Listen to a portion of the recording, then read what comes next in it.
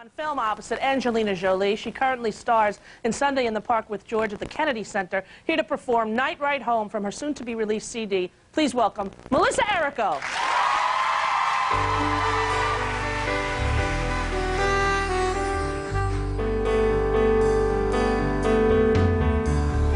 Once in a while, in a big blue moon, there comes a night like this, like some surrealist invented this 4th of July night ride home.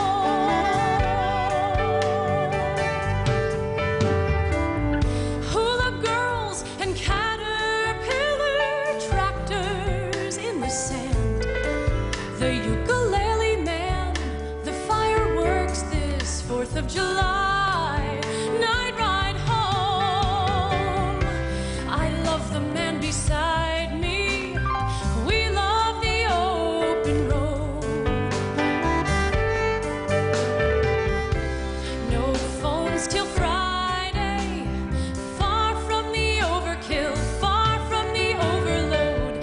Back in the bar, the band tears down, but out here in the headlight beams, the silver power lines gleam on this 4th of July night ride home.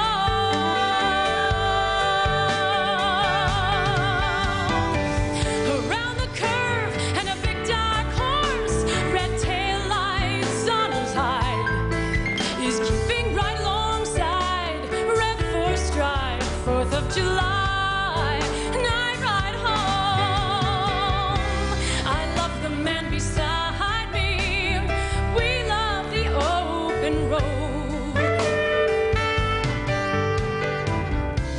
No phones till Friday. Far from the overkill, far from the overload.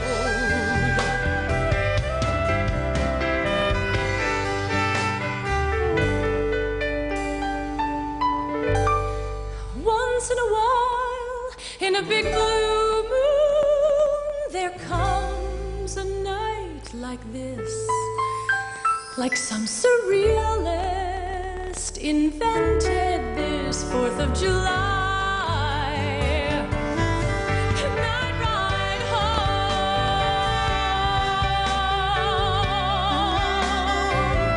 Night ride home.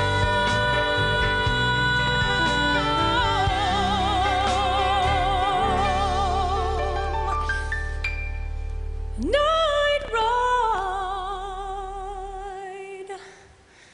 home.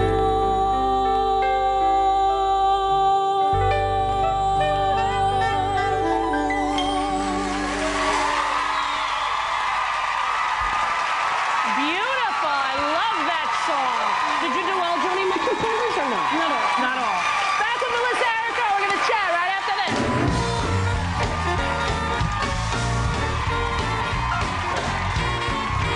Oh, perfect, you know. Back with Melissa Errico. I love that song, Joni Mitchell, Night Ride Home. And that's going to be on your new CD? Yeah.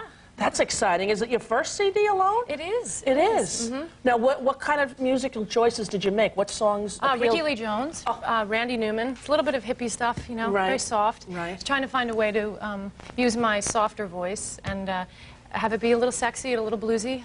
Yeah. I mean, I Excellent. hope. Yeah. I can't wait to hear you. You have a beautiful voice, and I saw you in My Fair Lady was the first time. Yeah, you've been at all my openings. I've been at all your openings, darling, and you're fabulous in everything that you do.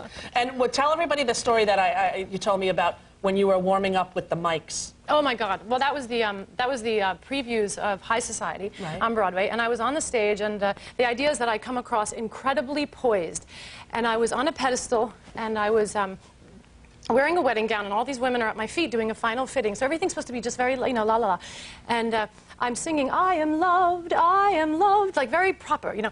But my microphone was in, they had switched by mistake. Someone had brought the wrong mics to the dressing rooms. Another girl used to warm up to my song. Another girl in the chorus was in her dressing room. Yeah, no, it was in her own dressing room. Right, exactly. Yeah, it wasn't my dressing room. Because she's in her own dressing room, not knowing that her mic is on. So she's singing, I am loved, so it's her voice, but I'm on the stage, and she sounded pretty good, so I sort of mimed along, and I'm going, I am loved, but they're not hearing my voice. They're hearing her going, I am loved, yeah, Rickie! She's warming up to my song. Not knowing! And I'm thinking, everyone's hearing it! and I'm thinking, well, please do it right. And she's, I am loved, I am...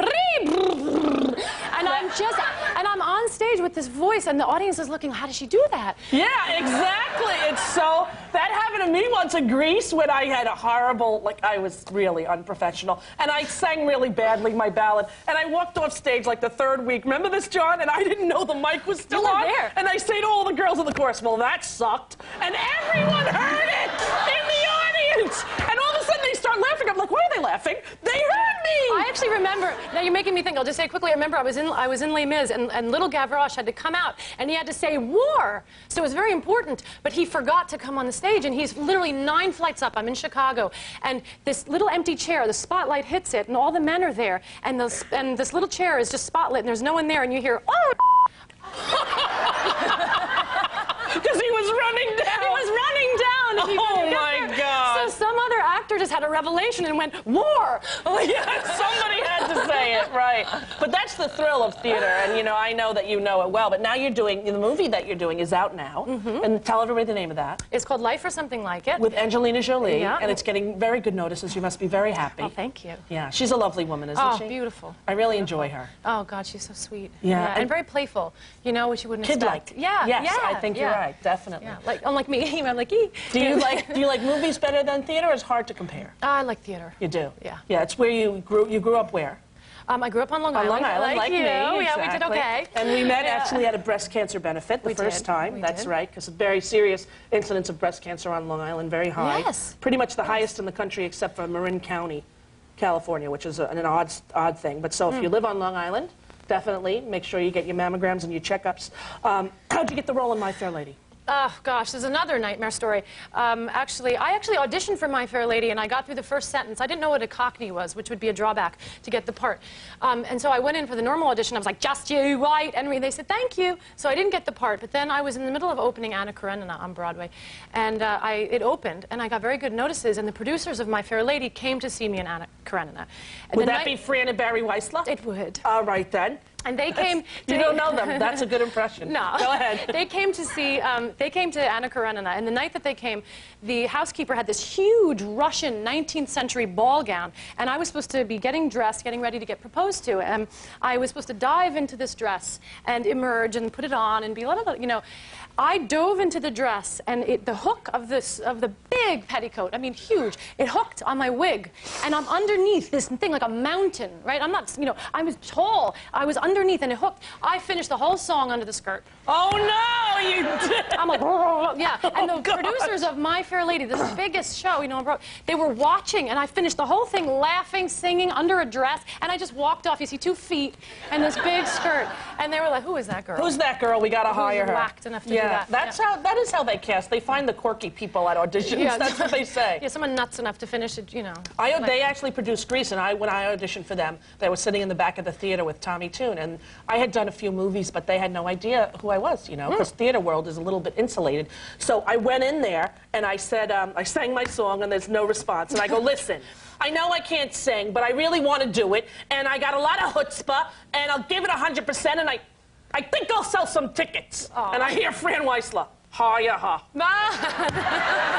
As soon as she heard sell tickets. Ha-ya-ha. Exactly. Right. Sunday in the Park with George now at the Kennedy Center in Washington.